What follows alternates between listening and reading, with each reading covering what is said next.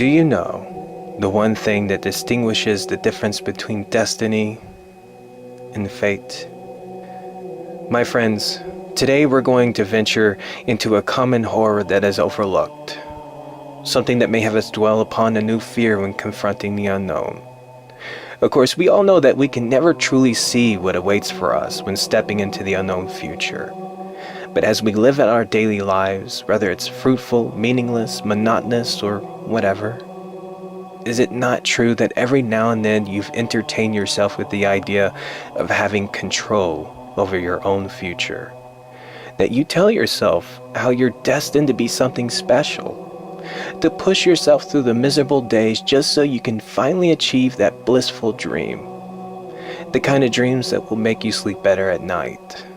Have you go out into the world, defining your own life, becoming the author of your own story.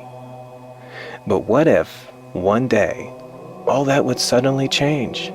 That without any warning, any preparations, your destiny is intercepted by an unexpected force, and suddenly you're thrown into a story that is out of your control. That, my friends, is what we would call fate, and the true horror within today's story. Meet Owaki, a young man who may have had a unique story of his own, or may have found himself chasing no dreams. Regardless, his story had somehow found itself centering upon an unexpected event. You see, not long ago, Japan had suffered a great earthquake that had leveled several towns and villages. Following the disaster was a large fault that was discovered on the north slope of the Amigara mountain. It was all over the news. They were calling it the eighth wonder of the world. Owaki didn't know why, but when he'd seen the fault on television, he had a sudden need to be there, to see this remarkable discovery in person, more like the inner need to confront it. It was during his long venture of hiking and climbing to the Amigara mountain. That was when he came across a fellow climber, a woman who not only seemed out of place, but Owaki could easily tell that she too was looking for the mountain. Her name was Yoshida, attractive, a bit shy, and who was also infected with the overwhelming desire to confront this mountain when seeing it on the news.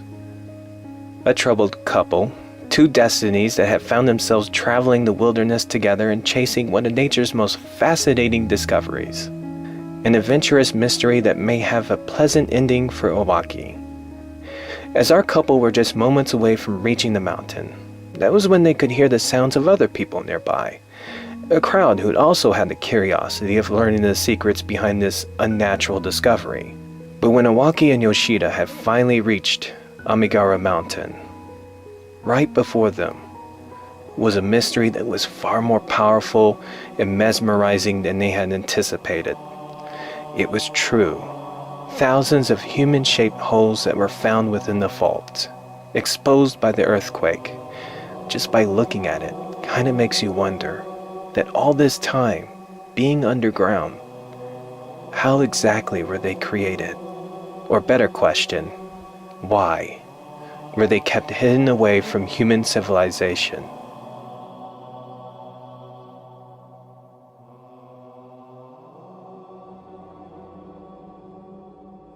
When the world was introduced to this discovery, teams of scientists, college researchers, had wasted no time on unraveling the secrets of the holes. Using a fiberscope to measure the depth of the holes, it seemed like the human silhouettes were far deeper than 30 meters, leaving researchers with the assumption that the holes must be curved within the mountain. But what was the most unsettling feature about these holes was the fact that there was no evidence that these silhouettes were created from the outside. That the only way they can be designed by human hands is if they were created from within the mountain itself. Of course, nobody could find an entrance of any kind, if there ever was one, but better yet, the silhouettes were ancient, and there was no technology that could give man the ability to create such wonders. And even though human science had tried defining the origins and nature of these holes, there was an undeniable reality about this new discovery, a dwelling fear that nobody could prove that these silhouettes were created by the hands of man. For some people, especially Yoshida, the magnificent view of the Amigara Fault was of no importance, because her reasons for being at the mountain was far greater than some mysterious wonder. When Yoshida had seen the fault on the news, it was only a small glimpse, a mere second. When she'd seen it, her hole, meaning that one of these holes belonged to Yoshida, she swore that somewhere on this mountain is a hole that's her identical silhouette. Of course, Owaki had found it ridiculous, a bit egotistical. How exactly could something that's probably 1,000 years old be based off of Yoshida? And even though Owaki was having a hard time believing Yoshida, suddenly, there was one guy who believed her when overhearing her bizarre claims. His name was Nakagaki, and he too had felt the same way when watching the news, that somewhere on this mountain was his identical hole. In fact, that's the reason why most of the people had traveled to the Amigara mountain, just to look for their holes. And just recently, Nakagaki had finally discovered his. And you can't deny that it's a perfect fit. You could obviously see the reluctance on Owaki's face. Maybe there was a bit of jealousy seeing how this Nakagaki was probably some joker who was just trying to impress Yoshida. Or maybe he was a nutjob who was looking for some attention when stripping himself down to his undergarments and performing a self-embarrassment stunt when stepping into the hole. But when Nakagaki's entire body had entered the human-shaped hole, his hole, it was like his entire body had perfectly settled itself into the hole before he began sliding into the fault, like something was pulling him from within the mountain, or like he was being consumed. And just as Nakagaki had went into the mountain, that's when Owaki and Yoshida had just witnessed a sudden horror.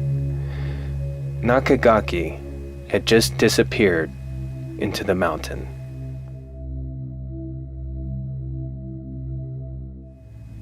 That day, the Enigma of the Amigara Fault had become a story that had turned its entire focus onto the man who had disappeared within one of the holes. When the rescue team was called in, they used a fiberscope to check the hole, 30 meters deep, and yet they couldn't find a single trace of Nakagaki. When one of the members of the rescue team decided to enter the hole, someone who was about 5'2", he only made it about 5 meters before he was pulled out. The fact was, Nakagaki had disappeared into the mountain, and even though people claimed that it was a stunt gone wrong, for some reason, Owaki felt that there was something more to this strange occurrence. It was an uneasy night for Owaki, where his moment of outdoor slumbering would be infected with the discomforting thoughts of Nakagaki. A claustrophobic nightmare of someone who was still within the hole, hundreds of meters within the mountain, finding himself facing an uncomfortable horror when being unable to move. That Nakagaki's perfect silhouette was now being twisted, and yet, very slowly, there was something that was still pulling his body through the twisted frame. Somewhere within the Amigara mountain was a foolish man who was now overwhelmed with a claustrophobic terror, spending his long and final moments screaming for somebody, anybody, to help him.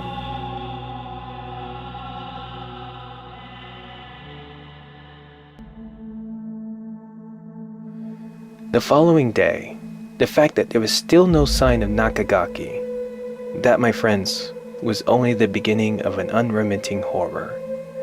The man who walked into the hole had instantly made the news. But nobody had never expected that the following day, there would be more people who would follow the same footsteps. Men and women who would strip themselves down to their undergarments and enter one of the holes after claiming that it was theirs. And much like Nakagaki, they too would disappear without a trace.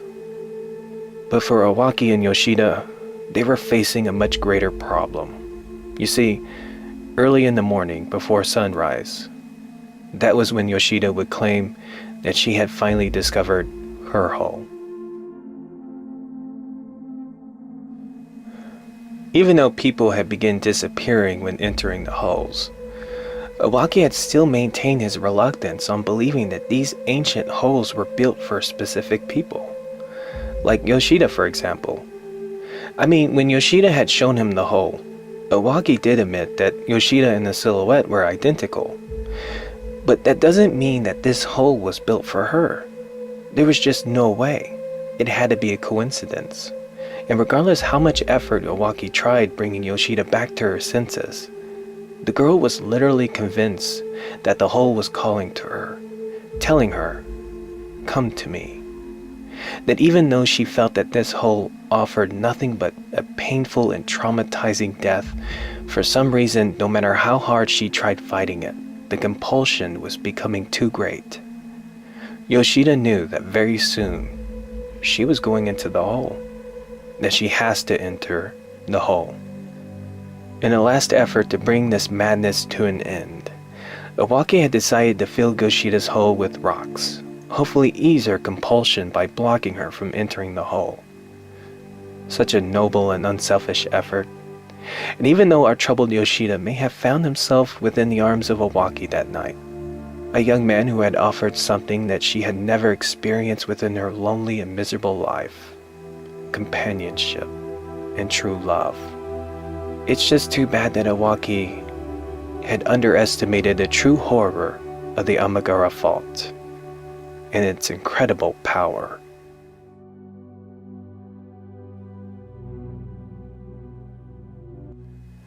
The second night, Iwaki had a dream, but not just any dream. It was like he was reliving a single moment in time, an ancient time. And even though this was a different time, the strangest thing about this dream was how familiar it was. Within this dream, Iwaki had just committed a heinous crime and was being punished for his vile actions. Iwaki didn't know what he did, but he knew that it was bad enough for him to receive the worst punishment for his crimes, more like a death sentence. When being sent to a specific location within the mountains, an area that was secluded from the world and human civilization, there was a cliff where its walls were lined with countless holes for the other criminals who were executed in the past. It was said that when somebody would commit such a horrible crime, that's when they would create these human-shaped holes. It didn't take long before Iwaki would be brought before his hole. Just by gazing into the human silhouette, Iwaki knew that he was about to suffer greatly for what he did. A death that was so inhumane that even human civilization would later refrain themselves from using these holes again.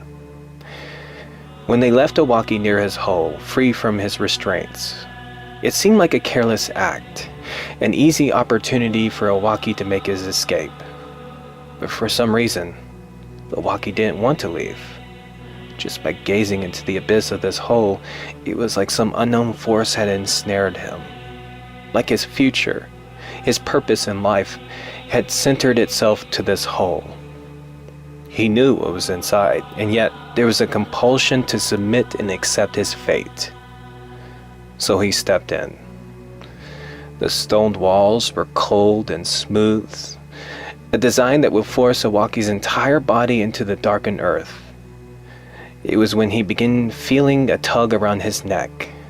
Iwaki had felt the claustrophobic terror as his neck would stretch itself to the very point where his head should have been torn off. Even though it was just a dream, it felt like he was in that hole for months. Iwaki could even feel every painful minute, the pulling and unbearable pain as his entire body would be stretched out in several directions at once. The last thing Iwaki remembered before waking up was desperately screaming for help. But when Iwaki had awakened from his traumatizing slumber in the dead of night, he was about to find himself facing a true nightmare when discovering that Yoshida was missing.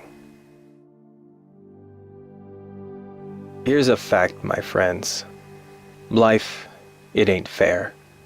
Doesn't really care about your destiny. A harsh lesson that Awaki is going through right now when facing a horrible reality. Standing before Yoshida's hole and the pile of rocks that were taken out. It was a scene that had Awaki begging, pleading for this to be somebody's sick idea of a joke. That maybe Yoshida had to step out for a moment. It must have been a couple hours, desperately searching the mountain, the tent, everywhere, and yet no Yoshida. Eventually, Awaki had finally came to the realization of what had happened to Yoshida. But why? After these two lonely souls have found each other, a future where there is love, a purpose in life, and no more loneliness. Why would she go into that hole?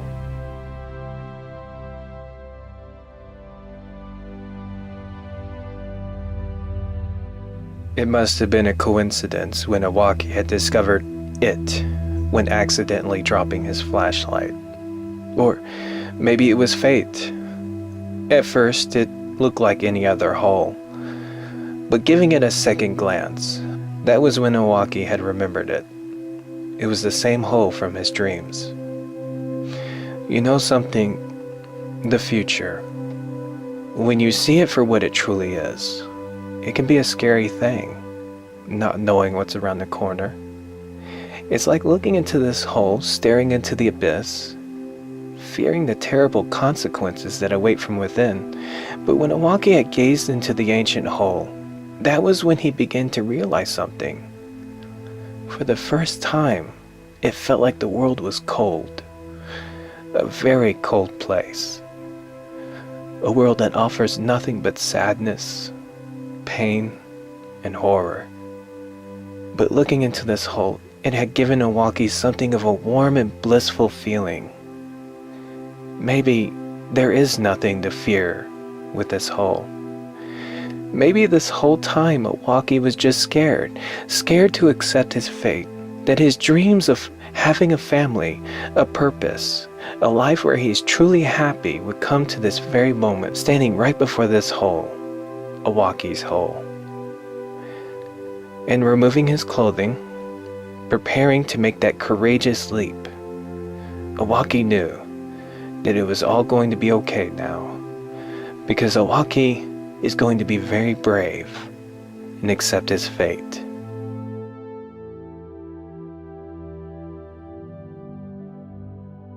I know that life can be quite complicated, and even though it's something that comes with its unexpected challenges, facing overwhelming obstacles and giving us the notion of a hopeless and miserable future, the fact is, we may not have the ability to choose our obstacles, but we will always have the ability to be the authors of our own story. And sometimes we may find ourselves facing a moment where our choices are narrowed down into two, whereas one would offer bliss and happiness, as with the other would only bring misery and grief. Or so that's the way we see it. This is what happens when someone is looking into one of the human-shaped silhouettes. For the first time within somebody's life, when gazing into one of these holes, the world becomes very cold, and would normally choose the option that offers warmth, purpose, and happiness when taking that step into the very hole that calls their name. And even though there's the mystical pull, there is still the ability to choose. It's just that when someone is looking into one of these holes, it can be very hard to make the right choice. These holes, which were supposedly created during a barbaric time, and were meant for those who've committed the worst of crimes, it's most likely that they were not created through conventional methods, but through methods that are both unnatural and unearthly. A hole that is specifically created for a single individual, someone who was deemed monstrous enough for such a violent and inhumane fate. But what if something went wrong? Something that was overlooked when these holes begin feeding upon those who are of the same blood, including the future descendants. Maybe this is the reason why the holes were buried and had spent centuries of being kept hidden away from the world and human civilization, until a natural disaster would unravel one of humanity's most darkest secrets. As to what happened to those who had disappeared, it would be 3 months later before Japan would uncover the horrible secrets behind the holes, when a hiker had discovered the other side of the fault. Unlike the other holes, these holes were found to be thin and having no form. It was when someone had first glanced into one of these deformed holes that was when Japan was introduced to the nightmarish fate of the missing victims and introduced to the horrible truth behind the enigma of the Amigara fault. My friends, for any curious questions or curiosities, the best place to reach me is through my Twitter account, with the link in the description below. For those who want to add a jingle or two to my tip jar on Patreon, you'll find that in the description below as well. Until next time, my friends, thank you for watching the show.